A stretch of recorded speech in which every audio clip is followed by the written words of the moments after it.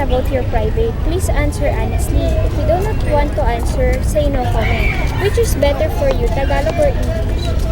Tagalog na. Magaling ka ba sa English conversation? Tama lang po sa akin. For example, nakakaintindi ka ba ng English movie? Yes po. Ilang percent? Mga 70%. Ngayon lang kayo di ba mo? Anong katangian meron ka? Mabait po. Hindi, kasi may Humble, stay humble. Anong klase ng lalaki yung gusto mo? Hindi galing get. Faithful po, mabait, di nananakit. Ano naman yung ayaw mo? Nananakit nga po. Pinapahalagahan mo ba yung edad ng lalaki? Yes po. For example, mas matanda siya sa'yo ng okay lang ba kahit 60 years old na siya? Opo. Pinapahalagahan mo ba kung mayaman o mahirap siya? Yes po. Meron ka bang boyfriend ngayon? Wala po. Dati, nakailang boyfriend ka na? 3 po. Nagkaroon ka ba ng foreigner na boyfriend? Wala pa po. Gaano kayo katagal nagsama ng ex mo? 1 year and 2 months po. Bakit kayo naghiwalay? Nang babae po siya. Ilang buwan ka nang walang boyfriend? Alos 1 year na rin.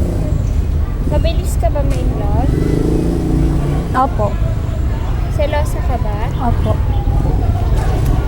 Kung magkakaroon ka ng boyfriend, anong regalo yung gusto mo?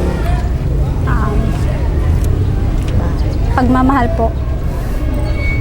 Magala kayo sa malayong lugar kasama yung boyfriend mo. Saan mo gusto pumunta? Sa Japan po. Do you like sex? Opo. Ilang beses ka makikipag-date bago kayo magkaroon ng pagtatalik? Mga 10 times. 10 times. Yes po. May naging ex-boyfriend ka ba na hindi kayo nag-sex? Meron po. Pag mag-fiancé na kayo, sa tingin mo ba natural lang yung pakikipag-sex bago ikasal? Opo.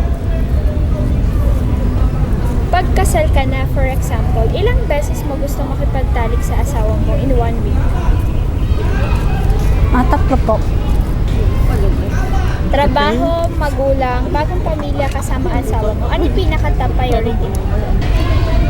Bagong pamilya po. Gusto mo ba pumunta sa Japan? Opo. Ano sa palagay mo yung bansang Japan?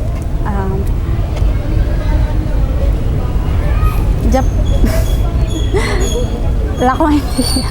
Wala po ko idea. Wala kang idea. Ano naman yung, may idea ka ba about Japanese men?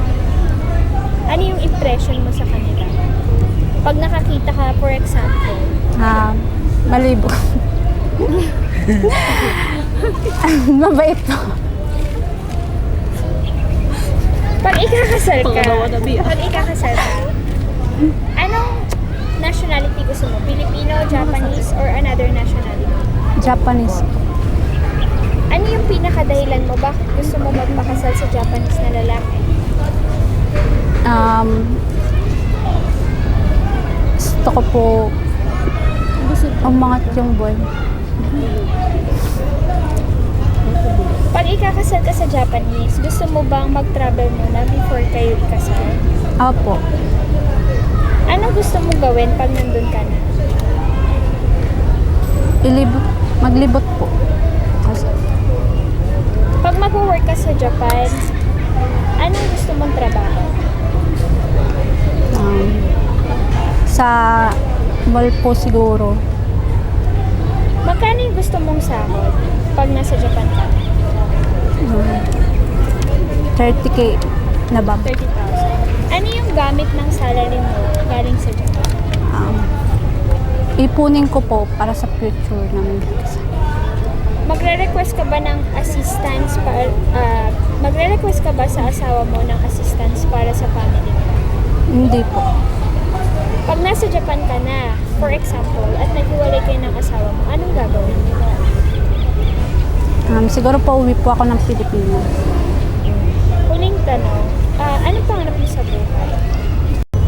Kulin chef po. Kulinata. Parang pangarap mo, Opo, chef po. Yun lang, maging Opo. chef. Thank you. Thank you.